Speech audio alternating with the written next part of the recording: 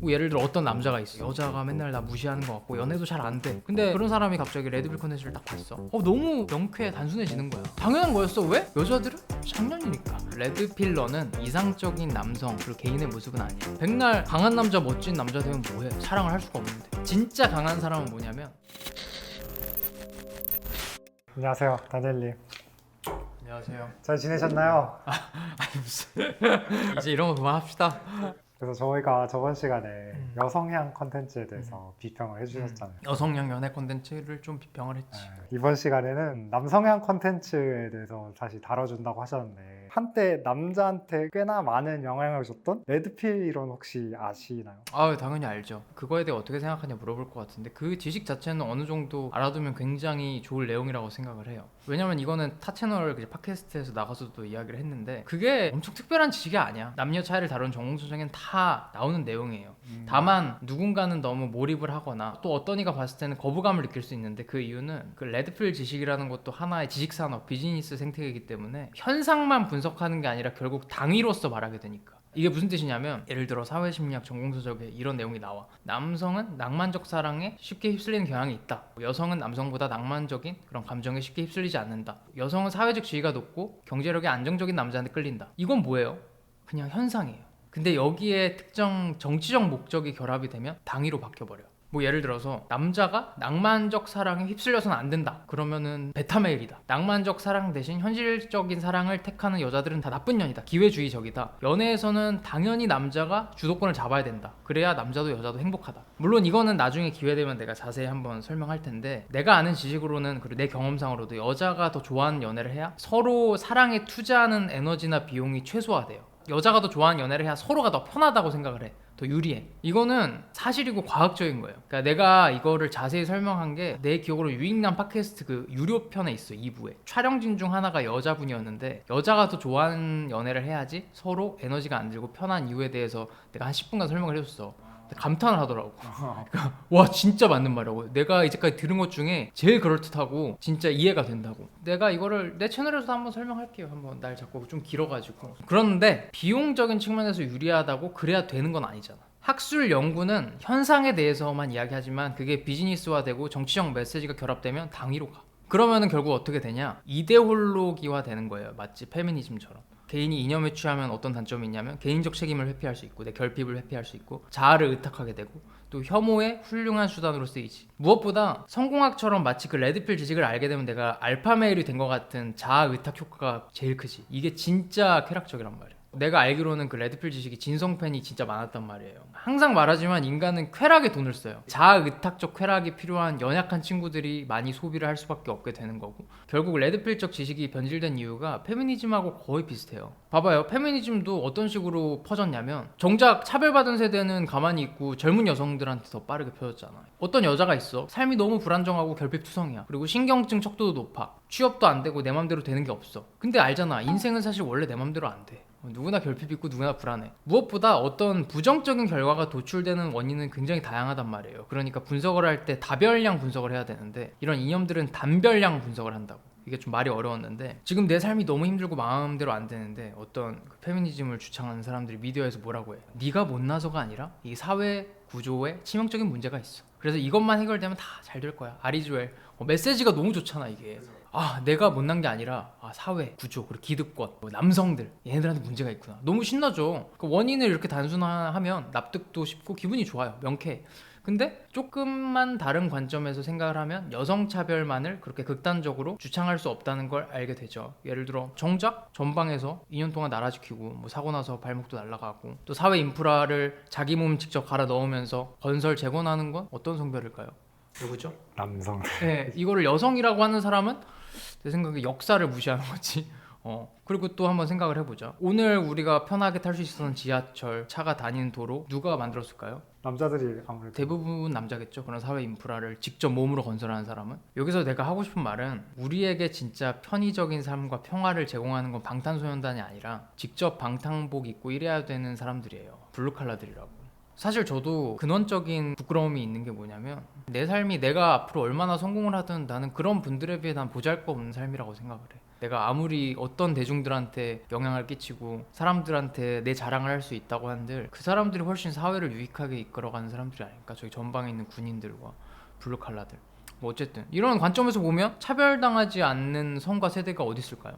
이렇게 넓게 보면 우리가 어떤 대상을 쉽게 혐오하고 사회에 대해서 분개를 할 수가 없어요. 다별량 분석을 하면. 뭐 말이 좀 샜는데 레드필 컨텐츠도 비슷한 형태로 변질이 되었던 것 같아요. 물론 추측이고 나도 자세히는 모르니까. 근데 내가 들은 이야기랑 그때 레드필 컨텐츠 나 몇 개 봤었거든. 한 10개는 본 것 같거든. 뭐 다 보진 못했는데 뭐 예를 들어 어떤 남자가 있어. 내 여자가 맨날 나 무시하는 것 같고 연애도 잘 안 돼. 근데 사실 이런 부정적인 결과물에 대한 원인이 굉장히 다양할 거 아니야.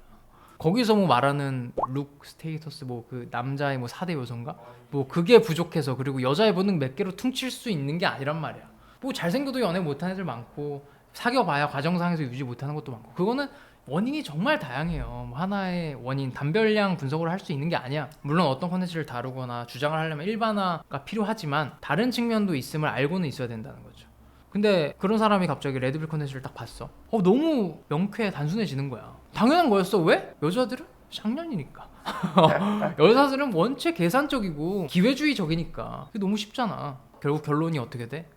여자란 존재는 원래 저러니까 내 사회적 지위, 경제력 높이고 외모도 더 가꾸고 해서 찍어 눌러야 되는구나. 그냥 나랑 같은 등급으로 보는 게 아니라 이런 결론으로 흑화가 되는 거지. 사실 이것도 그냥 이럴 수는 있다고 생각하는데 가장 문제는 이걸 습득하자마자 내가 알파메일이 된 것 같아. 제가 명명의 효과 뭐라고 했어요? 특별함.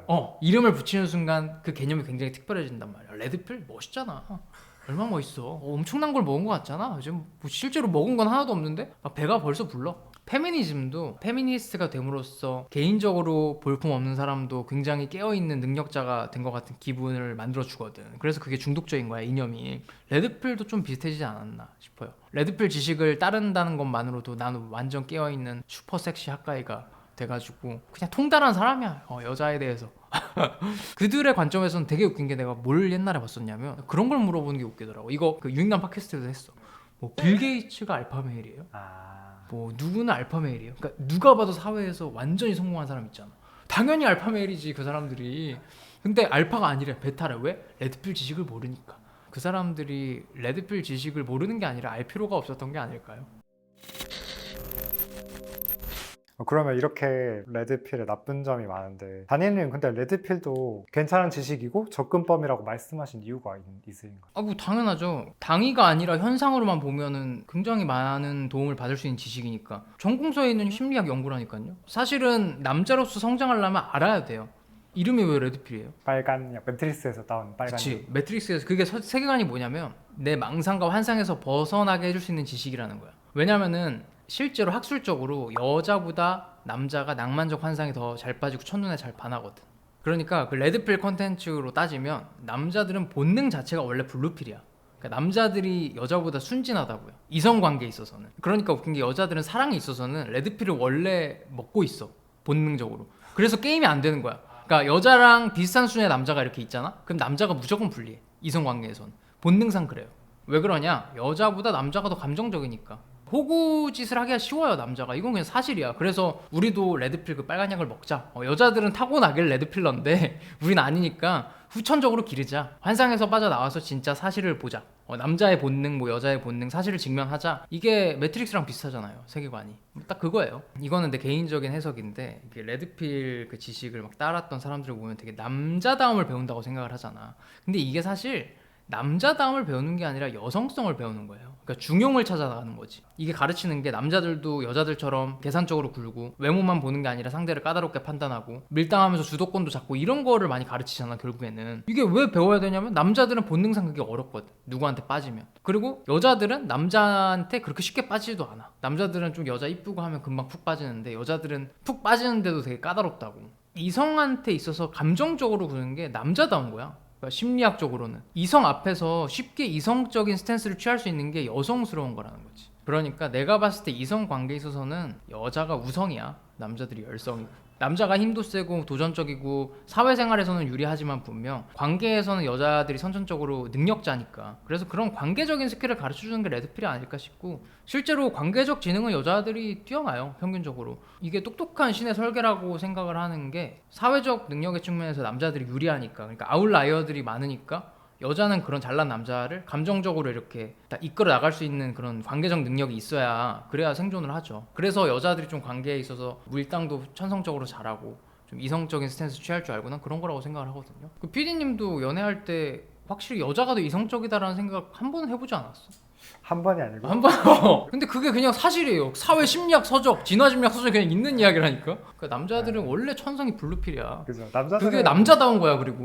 그리고 사실 지금부터 더 중요한 이야기인데, 그러니까 레드필이라는 게 순진한 모습을 버리자는 메시지잖아. 그 순진한 모습을 버리는 건 성숙해지기 위해 반드시 필요한 단계예요. 그러니까 연애뿐만 아니라 어떤 역량을 키우는 거, 인생 전반적으로 우리가 성숙해지는 단계는 크게 세 단계거든요. 첫 번째 단계는 뭐냐, 순수한 동시에 순진하기까지 한 단계. 그리고 두 번째 단계는 순진함과 순수함을 모두 버리는 단계. 세 번째가 뭐냐면 순진함을 버리는 건 괜찮은데 순수성을 다시 가져오는 단계. 이렇게 세 단계로 이루어져. 어떤 것에 있어서 성숙해지는 단계는. 이거는 그 니체가 말하는 인간의 성장 단계라고 해야 되나? 이 3단계랑 비슷한데, 니체는 뭐라고 해요? 첫 번째 단계가 낙타라고 하지. 낙타는 순수하고 순진합니다. 근데 약해. 유해하지가 않아. 그 다음 단계가 사자야. 사자는 순수하지도 않고 순진하지도 않아요. 그 대신 강하지. 근데 뭔가 아직 부족해. 이게 끝이 아니야. 진짜 강한 사람은 뭐냐면 순진하진 않지만 순수함, 동심을 간직한 사람이에요. 그래서 위버맨 씨의 모습, 그러니까 인간의 가장 강한 모습이 뭐냐? 아이의 모습, 동심을 간직한 사람의 모습이라고 하잖아. 난 이거랑 똑같다고 생각을 해. 이거를 사랑에 한번 적용을 해보자는 거죠. 이 사랑에 대해 남긴 말 중에 내가 제일 좋아하는 문장이 뭐냐면, 아름다움을 사랑에 비유하면 사랑을 모르는 자, 그리고 추함을 사랑에 비유하면 사랑을 알았다면 교만한 자. 이런 문장이 있어요. 이게 무슨 뜻이냐면, 사랑을 마냥 아름답고 낭만적인 개념으로 인식하는 사람은 사랑에 대해 마냥 무지한 거고, 정반대로 사랑이 그저 추하고 이기적 본능에 의거한 개념이라고 인식하는 사람도 역시 사랑에 대해 아직 잘 모르는 사람이라는 거지. 이게 무슨 뜻인지 알겠어요? 결국엔 사랑의 양면적이다? 이중적인 성격이 있다? 그치. 약간 비슷하죠. 낙타도 사자도 정답이 아니라는 거야. 물론 낭만에만 빠져있는 사람보다는 냉소적인 사람이 조금 더 성숙한 단계이긴 해요. 낙타보단 사자가 더 발전한 단계니까. 근데 레드필은 낙타에서 사자로 만들어주는 콘텐츠예요. 너무 순진하기만 한 사람을 그걸 좀 버려주게 하는 거. 그러니까 사자에서 아이, 위버맨시로 만들어주는 지식은 아니라는 거지. 어쩌면 초심자용이야, 초심자용. 그러니까 결론적으로 뭐예요? 레드필러는 이상적인 남성 그리고 개인의 모습은 아니야. 우리는 결국 그런 지식을 습득했다가도, 냉소적으로 살았다가도, 순진하지 않았다가도 결국 순수성은 다시 되찾아와야 돼. 왜냐면 사랑에는 필연적으로 순수함이 필요하거든. 모든 걸 다 벗어 던지고 헌신할 수 있는 그 순수한 마음, 그게 없으면 사랑을 할 수가 없어요. 백날 강한 남자, 멋진 남자 되면 뭐해? 사랑을 할 수가 없는데. 약간 이런 거야. 돈 많으면 뭐해? 쓸 데가 없는데. 열심히 벌어서 뭐 할 거야? 쓸 사람이 있어야지. 그래서 나는 이쯤에서 내 이야기를 한번 하고 싶은데, 저는 그 레드필적 관점을 20대 초반에 깨달았어요, 진짜로. 그래서 꽤 오랫동안 한 5, 6년간은 약간의 여성 혐오가 좀 있었던 것 같아, 솔직히. 뭐 우리가 생각하는 그런 혐오가 아니라 극단적으로 좀, 여자는 좀 막대해야 된다, 이런 거. 레드필 과다 복용하셨군요. 그러니까 나는 그게 레드필인지도 몰랐는데, 그때는 그런 게 없었어. 그러니까 사실. 그때 그런 게 없었잖아요. 없었고, 근데 내가 그때 대학교 친구들한테 항상 이야기했는데 나 미친놈이라고 했거든. 너무 얘가 성격이 쓰레기다. 근데 이제서야 내 친구들이 30대가 넘어가니까, 10년 전 일이니까 내가 했던 말이 무슨 말인지는 알겠다, 어떤 맥락인지 알겠다라는 이야기를 하더라고. 근데 내가 왜 그렇게 흑화를 했었냐면, 내가 경험을 해보니까 너무 웃긴 거야. 마냥 잘해주고 다 맞춰주고 다정하게 할 때는 오히려 불만이 더 많고, 내가 약간 여성을 좀 멀리하게 되면서, 그러니까 거리를 두게 되면서 냉랭하고 멋대로 하고 별 신경도 안 쓰고 무관심한 태도를 일관하니까 오히려 더 불만이 없는 거야. 그러니까 대부분 되게 웃긴 게 안 떠나. 내가 그렇게 할수록 연애가 너무 편한 거야, 한동안. 도대체 이게 뭔가, 내가 그렇게 잘해줄 때는 고마운 줄 모르더니 내가 100번 못해주다가 한 번 잘해주면 이렇게 고마워할까. 그게 너무 짜증나서 좀 한때 그런 게 있었어. 근데 이게 너무 극단적인 생각이었다는 걸 언제 깨달았고, 내가 또 언제부터 바뀌었냐면, 내가 언젠가 한번 정말 순수한 여자를 만나게 됐었어요. 그 전까지 만난 여자들은 물론 다 좋은 사람이었지만 어떻게든 나를 바꿔보려고 하고 좀 되도 않는 밀당하려고 하고 주도권을 잡아보려고 이런 시도를 계속 했었는데 나를 이제 있는 그대로 존중해주진 않았던 것 같아. 근데 이 사람은 너무 순수해가지고 내 대부분의 모습을 진짜 있는 그대로 사랑을 하는 거야. 그런 사람이 있더라고. 그냥 사람만 있어달래. 존재만 해달래. 내가 그런 경험을 해봤어요. 정말 아이 같은 사람이죠. 근데 되게 웃긴 게 나도 습관처럼 이 사람한테 이제 주도권을 잡아야겠다 이렇게 막 시도를 하는데 이게 의미가 없는 거예요. 싸울 생각이 없는 사람한테 싸움을 걸어봐야 나만 병신되지. 그러니까 싸움을 걸어도 나를 사랑한다고 하는 사람한테 내가 뭘 할 수 있겠어. 그러니까 오히려 시간이 지날수록 내가 말리는 느낌? 이 사람이 없으면 내가 진짜 힘들어질 수도 있겠다. 그래서 제가 그때 어린 마음에 도망쳤었어요. 무서워서 내가 휘둘릴까봐. 그 되게 겁쟁이지. 나는 지금도 솔직히 좀 관계에서 회피 성향이 있단 말이에요. 애착 유형도 회피에 가까운 안정형이야. 그러니까 불안, 안정, 회피가 있으면 이게 스펙트럼이라서 안정 범위여도 회피에 가까운 사람이 있고 불안에 가까운 사람이 있는데 난 회피에 가까워요. 그러니까 나는 사실 내가 그 어떤 한 면의 지식만을 알아서 되게 괜찮고 소중할 수 있었던 사람을 잃은 거죠. 그래서 나도 그 뒤로는 그렇게 비겁하게 사랑하진 않아. 그래서 내가 느낀 거는 그런 이론에만 빠지면 사랑이 아니라 게임, 경쟁을 하게 되거든. 근데 사랑은 경쟁이 아니잖아. 내가 깨달았어. 진짜 강한 사람은 그저 경쟁이 아니라 사랑에 푹 빠질 줄 알면서도 자기 자신을 잃지 않는 사람이구나. 그러니까 나는 이제까지 되게 남성적이지 못한 연애를 했던 거지. 결국은 우리가 지향해야 되는 바는 어떤 지식, 일반적인 이론에 따라서만 움직이는 게 아니라 사람 자체가 유연해야 되는 것 같아. 어떤 확고한 최소한의 원칙, 기준은 있지만 사람이 다 다르잖아. 그때마다 유연하게 대응할 수 있는 사람. 이게 바로 순진하진 않지만 순수성을 간직한 사람인 것 같고 아이 같은 사람, 위버맨시라고 생각을 해요. 나는 약간 그 사랑하는 것에 고수가 되는 과정을 피아노 연주 배우는 거랑 비슷하게 보거든요. 그러니까 연주를 하려면 일단 그 악보를 볼 줄 알아야 돼요. 그러니까 음계에 대한 이론을 어느 정도는 배워야지. 물론 그냥 외워서 주먹 구구식으로 칠 수도 있지만 이건 한계가 있고 최소한의 지식을 알아야 되는데 이거를 사랑에 비유하자면 그 악보, 음계 이론을 아는 거는 사람을 이해하는 과정일 거예요. 그러니까 학술적으로 뭐 남자의 본성, 여자의 본성 뭐 이런 게 레드필 같은 지식 이론이죠. 근데 이것만 안다고 되냐? 아니지. 수없이 피아노를 쳐봐야 돼. 기술을 연마하고 계속 훈련을 해야 잘 칠 수가 있습니다. 그리고 악보에 따라서 다 다르게 칠 줄도 알아야 돼. 뭐 장조인지 단조인지에 따라서 치는 방법이 다르고 뭐 아다지고의 느린 템포일 수도 있고 알레그로의 빠른 템포일 수도 있지. 다 다르게 칠 줄 알아야 잘 치는 거란 말이야. 내가 여기서 하고자 하는 말은 사랑, 그러니까 사랑뿐만 아니라 뭐 어떤 분야의 고수가 되게 만들어주는 거는 뭐 어떤 이론이나 지식이 아니라 내 지금의 행동, 더 나아지고자 하는 긍정적인 태도, 실존적인 활동뿐이라는 거죠. 그러니까 뭐 전자기기 붙잡고 뭐 연애 컨텐츠 보고 강의 듣고 뭐 내 강의도 마찬가지예요. 뭐 미디어에서 나오는 뭐 남녀의 뭐 안 좋은 사례 측면 계속 보고 하면서 여자는 어떻고 남자는 어떻고 뭐 전문가들 많잖아. 근데 이런 거 계속 쳐다보고 있어봐야 변하는 건 아무것도 없다는 겁니다. 뭐 실제로 나는 피아노를 되게 오래 쳤거든요. PD님은 아실 거예요. 처음에는 나도 피아노를 여자한테 잘 보이려고 배웠다. 그러니까 고등학교 때 되게 좀 외모적으로는 별로인 남자애가 있었어. 근데 음악실에서 걔가 피아노를 치는데 와 기가 막히게 치는 거야.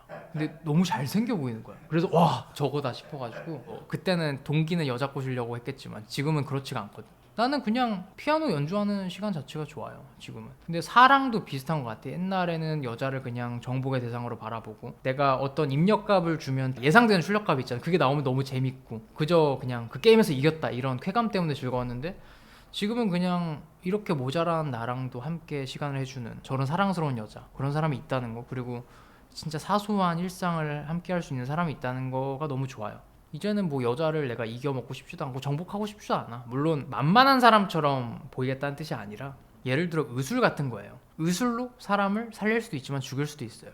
근데 의사들은 살리려고 쓰죠. 그래야지 의사죠. 근데 연애 지식이나 이론도 마찬가지인 것 같아. 그러니까 결국에는 상대방을 이겨먹으려고 쓰지 말고 서로 행복하고 사랑하기 위한 목적으로 배우고 쓰시면 참 좋을 거라고 생각을 합니다. 그러면은 그 목적이 왜곡되지도 않을 거고 자꾸 이겨먹으려고 쓰니까 혹은 내 결핍을 가리려고 쓰니까. 요즘 연애 컨텐츠들 많이 보면 난 뭐가 안타까웠냐면 다 뭔가 주도권을 가지는 법, 내가 이기는 방법. 그거 나중에 아무 싹에도 도움 안 돼요. 지금 어렸을 때니까 재밌겠지 그게. 물론 아예 필요하지 않다는 건 아니야. 근데 그게 이상향이 되어서는 안 된다는 거지. 그리고 내가 오늘 이야기를 하다가 갑자기 더 다루고 싶은 게 생겼는데, 내가 위에서 말했잖아. 어떤 확고한 최소한의 원칙, 기준은 있어야 되지만 그 안에서 유연하게 대응할 수 있는 사람. 이게 바로 순진하진 않지만 순수함을 간직한 사람이고, 그러니까 아이의 모습을 간직한 사람, 위버맨 씨의 모습이라고 말을 했는데, 이렇게 되는 법에 대해서 남자분들한테 이야기해주고 싶은 말이 떠올랐는데 이건 다음에 찍읍시다. 왜냐면 너무 길어. 사실 이 내용을 들으면 그 레드필 유의 지식은 다 체화한 거야. 그러니까 이렇게 요약을 할 수가 있어가지고 갑자기 떠올랐어. 총정리 시간. 다음 촬영에 이거 합시다. 그러니까 남성향 연애 컨텐츠에 대한 생각도 성공학처럼 1, 2편 나누면 좋을 것 같아요. 여튼 뭐 그런 연애 지식이나 이론도 마찬가지라는 거예요. 상대를 이기기 위해 쓰지 말고 서로 행복하고 사랑하기 위한 목적으로 배우고 쓰시면 참 좋을 것 같습니다. 오케이, 그 2부에서 이거는 한번 다른 내가 말했던 걸로 한 번 더 찍고. 오케이, 네. 수고하셨습니다. 고생하셨습니다.